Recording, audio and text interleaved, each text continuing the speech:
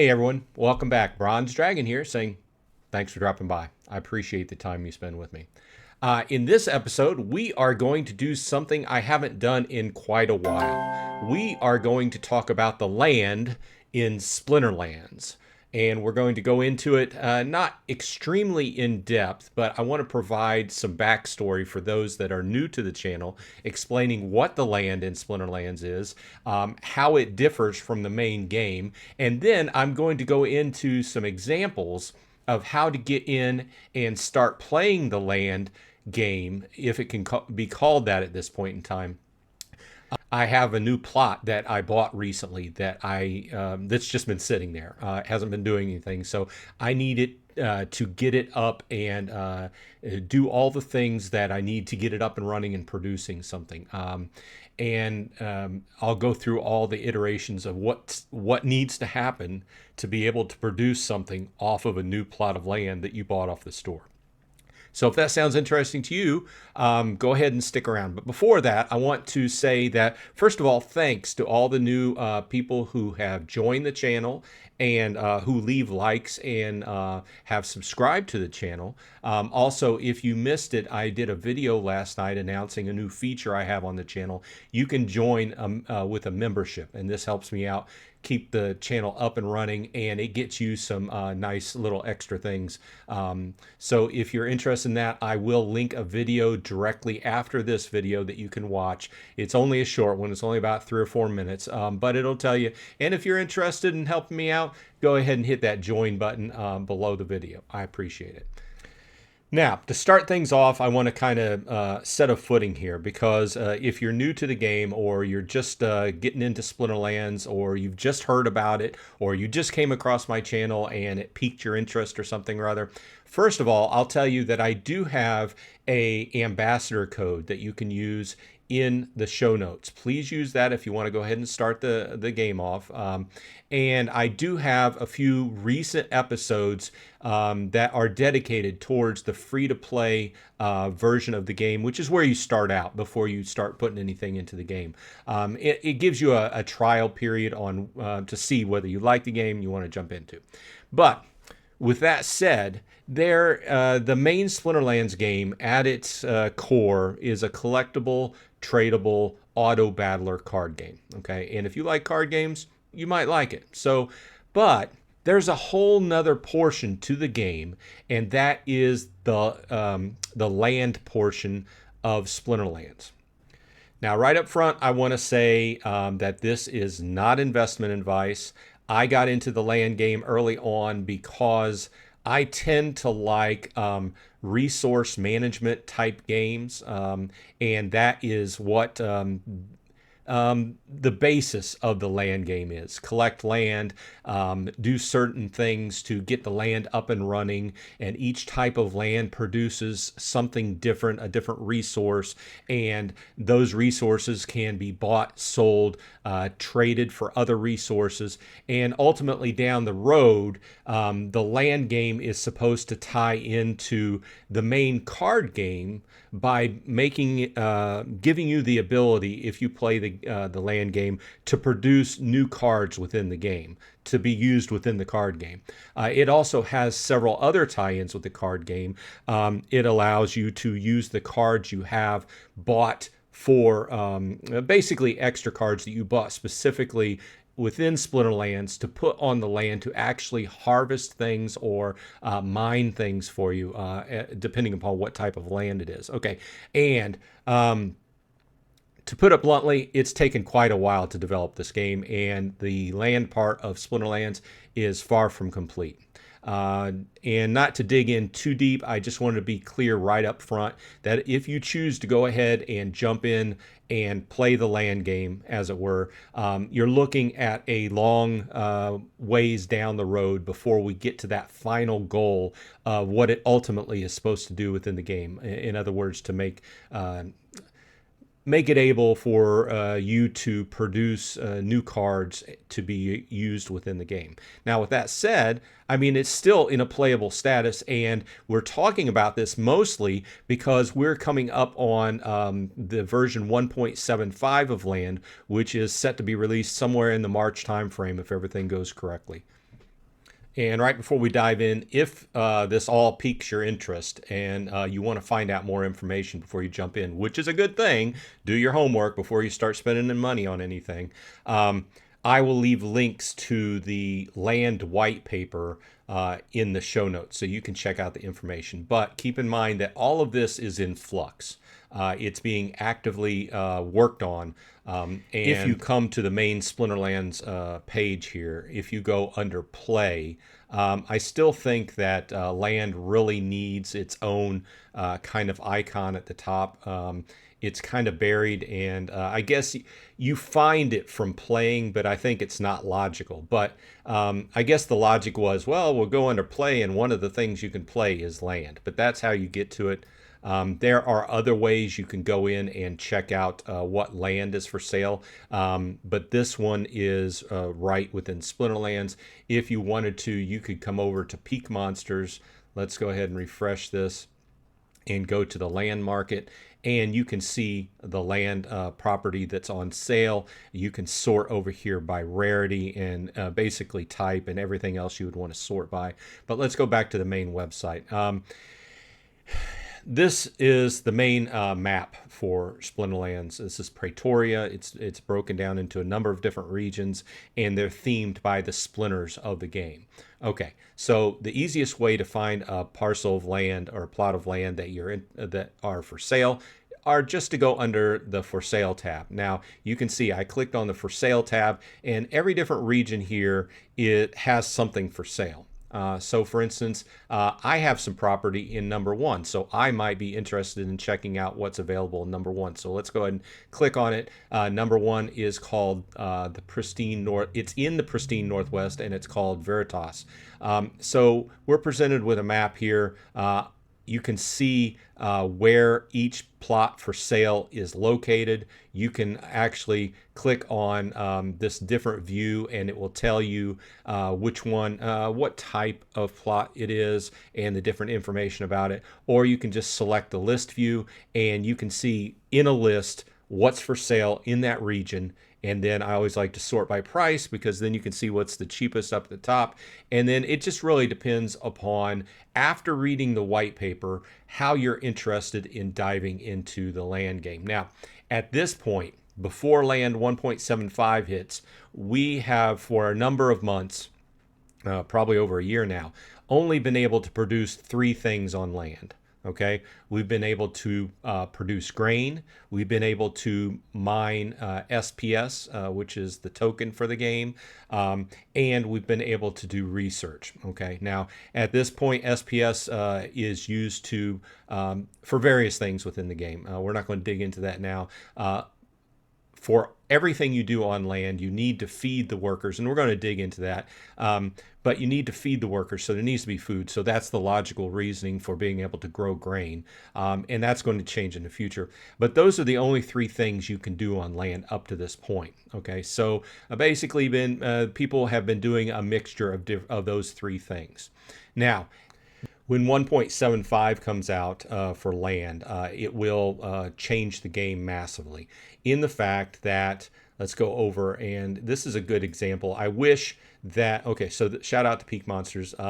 In Peak Monsters, they actually added a line here, a column here, that tells you what resources each plot of land harvest. You can harvest off that. So you can see here that if I bought a swamp, that in 1.75, I would be able to grow and harvest wood on that. If I had a hills, I would be able to harvest stone and so forth. You can go down through here. We've got grain, we've got ore, and a few others. Now, I wish you could see this on the main website. I'm assuming they're going to change this and add this to the new website, or the Splinterlands website in and of itself, but presently you can't see that. But the idea is, when 1.75 hits, you can no longer just like grow grain on your forest. You're going to have to grow wood on that. And then how are you going to pay, or how are you going to feed those workers on your forest? Well, you're going to have to either buy or trade some of that wood that you're growing for the grain to feed your workers on your forest. Okay, my Archmage bot kicked in to play a hand for my account. So we are back on the land page. And the first thing you would have to do is figure out what kind of land you want to buy and go ahead and buy it. So in this case, we were looking in region number 1. And if you went to the listing and you said, okay, I want to buy this desert for $27. You could go ahead and just click this check mark here. You could click buy, and then it would, let's see what it, no, I don't want to go through with that, but because I have some land to go ahead and use for this example, but it would kick you through the process of going ahead and buying it. Then once you have your land, we will go over to the region where I want to work with a piece of property, which is 133 in Ravenwood, and we'll select owned, which will show what property I own in this region. And then you'll see that I have a lot of this property is staked out. It's up and running. You can see that I have 3 with grain farms here. I have 3 with shard mines, which mine SPS. And then I have a research hut doing research. So, but I have 3 that are not staked out. So I want to go ahead and I want to stake out another one of these rivers, because a river is one of the types of land that will grow grain. And on this set of properties in this region, I'm producing enough grain to feed everybody, but I know that going into 1.75, things will change up. For instance, this mountain, I will no longer be able to grow grain on it. So that'll have to switch over to a mine to mine ore, okay? And what else here? Some of these others will change as well. But to get ready for that, I want to go ahead and get one of these rivers back up and running instead of just sitting there, to start farming some grain. So what we're going to do is we are going to view production, and we're going to go into Ravenwood, which is where I want to work with. And I kind of wish that on this screen that they showed, you know, whether it was a lake or river or whatever, but they don't. You can reference it by the actual number, or you can just click this little arrow over here. I know that this is going to be one of the rivers that I want to work with, and we can see that it is in an undeveloped state. Now, I want to be very upfront here. There are a lot of costs involved, so that's why I wanted to do this video. Not necessarily huge costs, but there's, let's just say, I don't think it's really user-friendly at this point to get up and running with this for a new user. So this is one of the reasons why I wanted to do this sort of tutorial. So we get into here. I own the river. What I want to do is I want to go ahead and manage it. Okay. Now, the first thing you're going to need on a plot of land is a power source. Now, without getting into detail, some of the land in the past had different packages upon it that included a power source. And if you have a type of card called a Rooney, if you put that on this plot of land, it counts as a power source as well. But for most intents and purposes, everyone who gets a plot of land up and running needs a power source. So what we're going to do is we're going to click on the power source, and we don't currently have one, so I'm going to have to buy one. So what I'm going to do is I'm going to click on the Power Core buy button, and we can see that a Power Core costs 5,000 DEC. You can use DECB, but if you're new to the game, you won't have any of these. Or you could use credits, which is straight. You can buy credits with PayPal with money, okay? But if you buy it with DEC, it's a little bit cheaper because. So let's go ahead and buy one quantity, and I have enough DEC up here in my change purse to go ahead and buy that. So let's go ahead and buy it and confirm it. And purchase successful. Okay, so I have one power core. Let's go ahead and add that power core. Click add power core. Okay, and then what we're going to look at is the next thing we want to add to get things up and running are some workers. Okay, and workers are actual cards in Splinterlands. So in the case of you've been playing Splinterlands for quite a while, you've probably got some extra cards that you're going to want to put on land, and that's one of the primary purposes for land. But if you're new and you want to play the land game, then you're going to have to buy some cards specifically for land. And all of this information is in the white paper. And if I talked about this, this would be a multi-hour show, but there are better cards to use on each type of land because they get bonuses. That's what it comes down to. And we can look up here and we can see that this is a natural land, and it's a common, and it's a river. So, and here at the bottom, I can see the cards that potentially I could put on the land and use as a worker.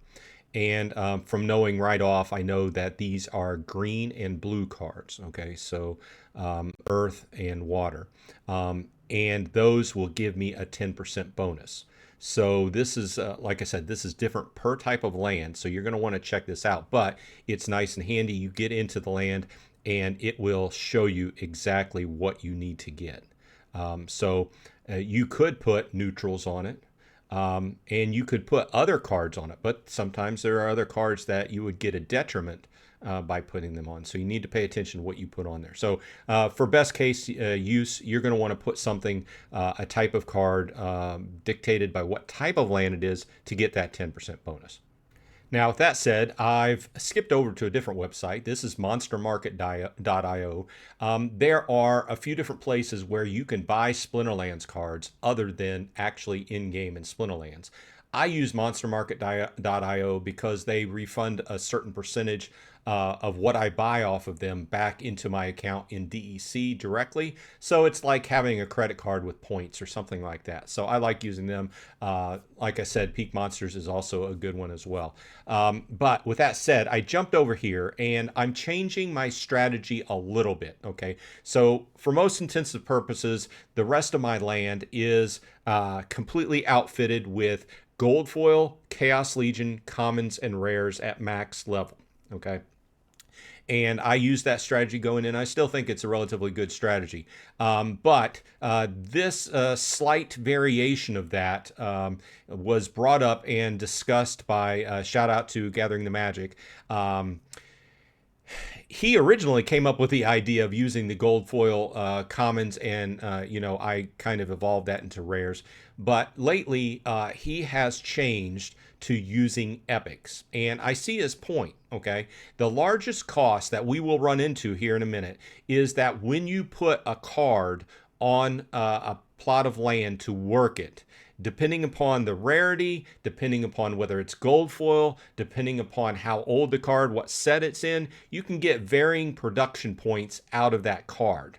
And the more copies of that card you have, the more staking DEC you're going to have to put down to get energy to get them up and running.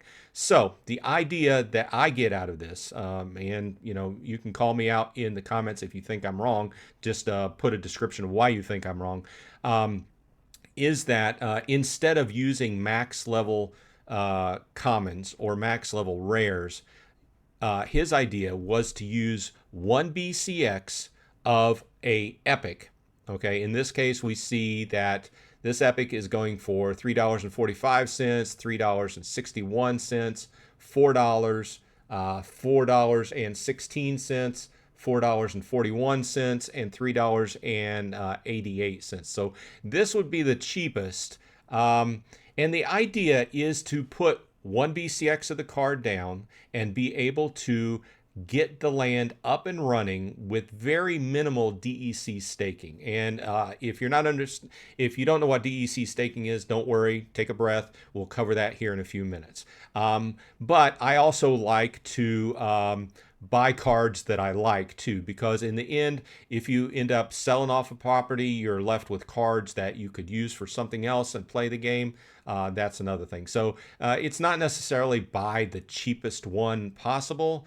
Some people may consider that, especially if you have a lot of land. But if you have a lot of land, I think I have 18 plots. You're going to go into this with a much different approach than me. So of these cards, I am going to go in with a Wave Brood because I like that card. I also like Grund, which is a better one. I like them both. So Wave Brood's a little bit cheaper. So let's go ahead and go in with Wave Brood. I see that it's $4.02. So I'll go ahead and add that to my cart, and I will buy with credits because I know I have just enough credits in there to buy that. We will jump over to my account here. We'll give it a second to go ahead and register with the game. And then what we're going to do is the next step, which is a nice thing because previously they did not have this on the land screen. You just kind of had to go by, feeling it out with your own knowledge. The next step is to add workers and equipment. So that's what we're going to do next. What we're going to do is we're going to go ahead and add what we just bought to the first worker slot. And okay, I had to scroll down a little while to find it because it's only one BCX, but we have the gold foil wave brood right here. We'll click on that and you can see that it's added. Now, we also have spaces for a title and artifact. I'm not going to put a title in there, but I do believe that I have an extra common totem I can use, so I will slap that on there. Totems are objects you can buy on the market. You can either buy them whole or you can buy them in fragments and put them together. Topic for a different discussion, but with each plot of land, you can also add a variety of rarities of totems, which increase what that land produces. So in this case, it's a common totem, and it will give a 10% boost. So we will go ahead. I've got my energy. I've got my one worker, and I've got my totem. So we will save. It gives me the error code or information. We suggest staking 1,000 additional dark energy first. So we will go back and we will go up to this dark energy. So that's where I was telling you, you're going to need a certain amount of DEC staked on this plot to go ahead and get it up and running. And in this case, it told me that I should stake 1,000. So we'll go in here and we will stake 1,000 DEC.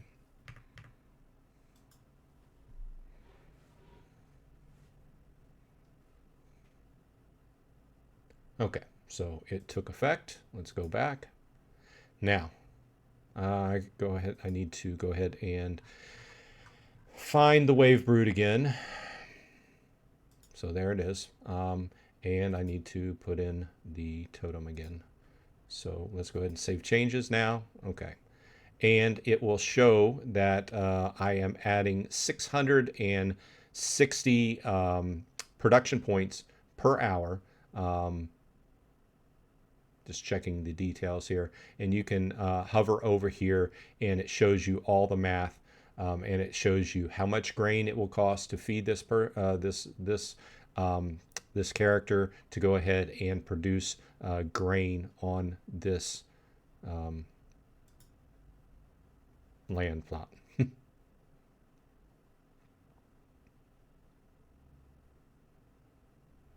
Okay, so here we've completed the first two steps: equip Power Stone, add workers and equipment, and then the next and final choice right here is building a work site. Now, right here goes back to what I was talking about originally. You can either buy a grain farm, a shard mine, or a research hut. In this case, we need a little bit of extra grain going on in this region to get prepared for 1.75.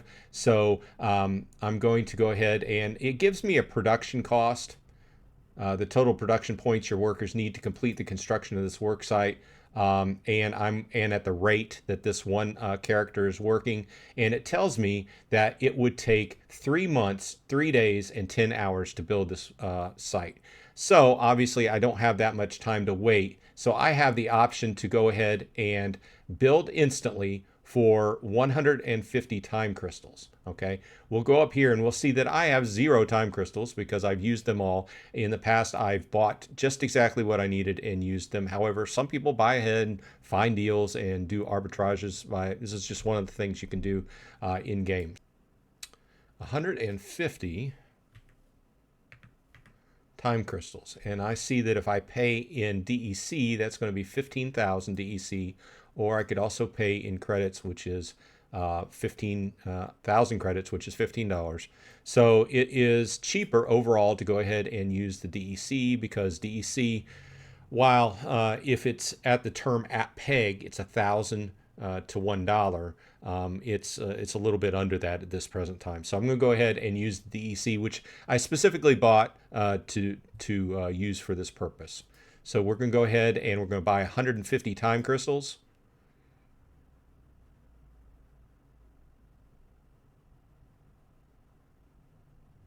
Okay, we have our time crystals. Now I can click this button and click build. And it should build it automatically. Okay, so you can see my artwork changed. The build complete message came up. And this is up and running. And it shows me that I will be producing 14.52 grain per hour on this. Now, let me take a minute and step back and tell you about the full idea of how this plan works. Once again, shout out to Gathering the Magic who came up with this. But you go in with a gold foil pick the card that you want. You got to pick the proper splinter so you're getting your 10% bonus. And then you leave the rest of these slots open. Now, down the road a little ways, you want to go ahead and add more production points to this parcel of land, plot of land. Then you buy yourself another gold foil wave brood. And then you've doubled what you're making on the land.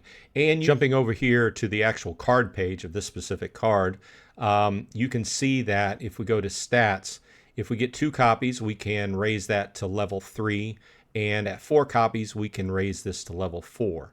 So the idea here is that if you wanted to come in here and buy single gold foil copies of each one of these cards, and by the time you got down here and got everything filled in, then you could go ahead and combine 4 of those and level that up to level 4 or level 3, whatever it was. And then you have space to continue buying them and just incrementally leveling up those cards. And by the time you get to the end of that, then you have a bunch of high level cards and you've been able to be up and running. Now, keep in mind, as you level up the cards, and as you get more cards on the land and more production points, you're going to have to stake some more incremental DEC on the land to keep that energy in there to keep them up and running. But one of the things that I wanted to do with this land and try to, let's just face it, one of the biggest costs, besides the card cost of getting land up and running, is the actual DEC you stake. Now, I referred to these, but let's go ahead and go back to another plot of land I own. Let's go ahead and look at this. And let's do manage. So when you have all of the card slots full and all of the card slots are maximum level, you have to stake 50,000 DEC, okay? So I just wanted to point out that there are other strategies that you can get away with staking cards on your land, getting it up and running, and not having to come out of pocket for huge amounts of DEC. Okay. Now, with that said, I'm one plot of land closer to being fully staked out. That land is only partially staked out at this point. I have the other cards to add, more DEC to add, but I wanted to get it up and running, producing some grain, get it doing something. And I felt that this was a good idea to go ahead and put out I don't want to call it instructional, but if you are interested in resource management games and you're thinking about that, once again, check the show notes for a link to the land white paper and have a read through it before you decide to spend any money. And if you have any questions, throw them in the comments. And also, you could stop by my weekly live stream, which is Saturday morning at 11:30 Eastern time, where we talk Splinterlands and other things like Atlas Earth. But either way, I hope this was a benefit and some good information for you. I hope everyone on your side is happy and healthy. And hey, I'll see you in the land in Splinterlands.